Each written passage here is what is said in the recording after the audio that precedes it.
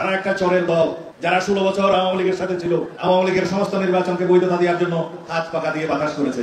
সালাউদ্দিন, যাকে আমি প্রায় বলি বিএনপি শাওয়া, মানে এটা গালি না, সে ইন্ডিয়ান মাল, ভারতীয় মাল, অমিত শাহের মাল, মোদির মাল, এতে কোনো সন্দেহ নাই।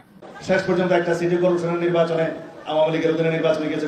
যদি আপনি চরমনের পীরকেই মনে করেন যে আওয়ামী লীগের দালাল, তাহলে আমি বলে করবো যে গত 16 বছরে কম বেশি সব রাজনৈতিক দলের নেতারাই আওয়ামী লীগের দালাল ছিলেন। কারণ সাধারণত একটি সিটি কর্পোরেশনের নির্বাচনের অংশগ্রহণকে কেন্দ্র করে আপনি তাদেরকে দালাল বললে আপনারা যেগুলোতে অংশগ্রহণ করেছেন সেগুলো কিসের ভিত্তিতে করেছিলেন?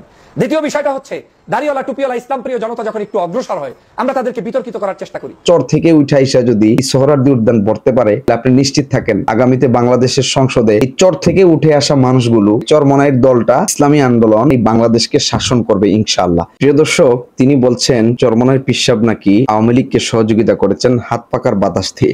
এটা একটা কথা হইলো?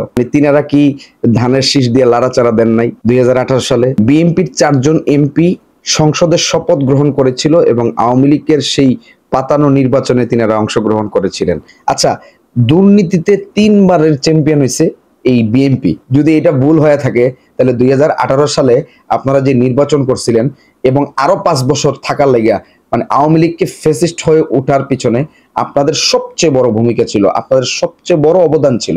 কিন্তু আপনারা এখন আপনাদের দোষগুলো অন্যদের ঘাড়ে চাপাই দিতেছেন। সেই জন্য আপনাদের উচিত ভালো করে বুঝে শুনে বক্তব্য দেওয়া। আপনারাই কিন্তু 3 বার দুর্নীতিতে চ্যাম্পিয়ন হয়েছেন এবং আপনাদের দলের নেতা কর্মীরা জায়গায় জায়গায় পদে পদে কিন্তু চাঁদাবাজি করতেছে, টেন্ডারবাজি করতেছে, জমি দখল করতেছে, মানুষের অফিস আদালত দখল করতেছে।